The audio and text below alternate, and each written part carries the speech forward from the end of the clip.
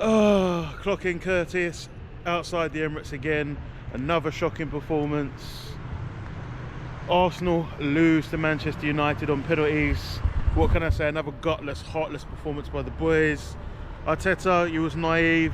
You underestimated Manchester United. We didn't start with our strongest lineup.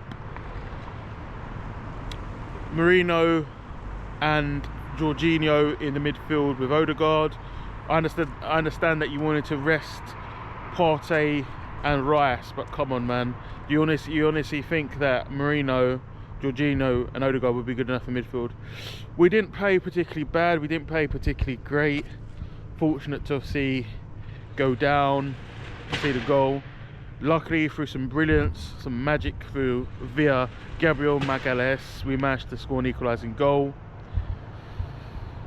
But today was another cry out as to why we need to invest in our front line and get some clinical goal scoring left wingers, right wingers, centre forwards in, because today attack was abysmal. We created a lot, we was quite creative with Odegaard, but I just feel that we was quite poor.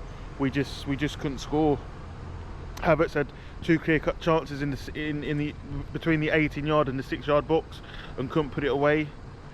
Then Rice had a couple of chances. Rice had two chances actually, a header and also like a left foot diagonal ball.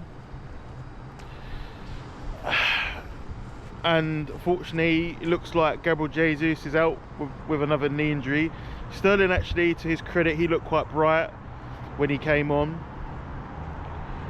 So, but yeah, I was nervous coming to the game the other night, even before the Newcastle United Carabao Cup game, and it didn't fill me with confidence at all coming to this game. I was nervous about today's game as well. Even though Manchester United haven't been playing particularly great of recent, they did get a 2-2 draw the other week against Liverpool in the Premier League. So, and the thing is, obviously, they've got pedigree. They've got pedigree, Manchester United, in the FA Cup, similar to us. But it's disappointing because it's just another early FA Cup exit. You've got to think, like last year in the third round, we went out to Liverpool in the FA Cup. The year before that, we went out to Manchester City quite early on, away. And it's just frustrating, like we're just really struggling in cups. Like last couple of years, we haven't had a decent run in the FA Cup, even the Carabao Cup. Carabao Cup's also looking unlikely. Fair enough, this year we've got a bit further in the Carabao Cup, but we're on a 2-goal deficit after playing Newcastle United the other night at home, and we've got to try and go up to Newcastle in a few weeks' time and somehow try and score 2 goals in 90 minutes to stay in the Carabao Cup, to go to penalties or extra time, whatever, or we have to score 3 goals in the game to win the game. And I just personally can't see us going up to Newcastle United in a few weeks' time to St James's Park and scoring 2 to 3 goals in 90 minutes. It's clear and obvious that we need to go out and buy forwards. I know that they keep saying about these internal solutions, but we've seen, like, for a couple of seasons now, we've not been able to get over the line. Last year we finished like 2 points off the Premier League champions in Manchester City, and in the year before that we finished, obviously, again second because we wasn't clinical enough. It's just concerning. We've got money, we're well within our profit and sustainability rules. Go and spend the money. Go to Newcastle United. It's going to be hard. Try and make an inquiry about Alexander Isak. See if he will come, because he's certainly a quality centre forward, or you can play left wing. Go test the waters with Sporting Lisbon for Vicky Gyökeres. Go activate the release clause. Go put the money down. Go to West Ham United. Knock on the door. Inquire about Mohamed Kudus. That guy can play central attacking midfield. Cam, the number 10 role. He can play left winger. He can play right winger. He can play centre forward. We've Arteta, you've got to get the boys firing. But it's not all on the manager. There's a lot of talk, and we need to, people saying sack the manager, get rid of Arteta. Yeah, to be fair, his in-game management has not been great in terms of substitutions and tactics and formations.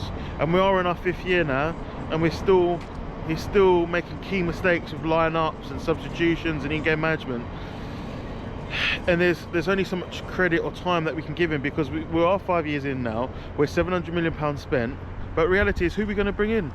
I know other people say go get Nagelsmann, go get Ancelotti, you know, go and get these different managers. But for me, the only two people I'd probably have is Klopp or Guardiola, and Guardiola is staying at City. I can't see Klopp coming back to the Prem, but hey ho guys, we'll have to just see how things go. Big game on Wednesday. We've got Tottenham Hotspurs at home, North London derby in the Premier League. The boys have got to bounce back. It's not been a great week so far. Like I say, losing 2-0 to Newcastle United in the Carabao Cup, so virtually out of that one, and then obviously coming out of the FA Cup to Manchester United at home. But we've got to get some form. You know, Tottenham Hotspurs, they play that high line. They do score goals, but they also concede a lot of goals. So let's see if we can bounce back against Tottenham Hotspurs on Wednesday in the Premier League, followed by Aston Villa at home in the Premier League. You know, guys, we've got to fight to the end. Remember to like the video, share the video, and subscribe to the channel. Myself, Clock and Curtis. Shout out Adam and Adrian Football. Shout out AFTV. Let's go.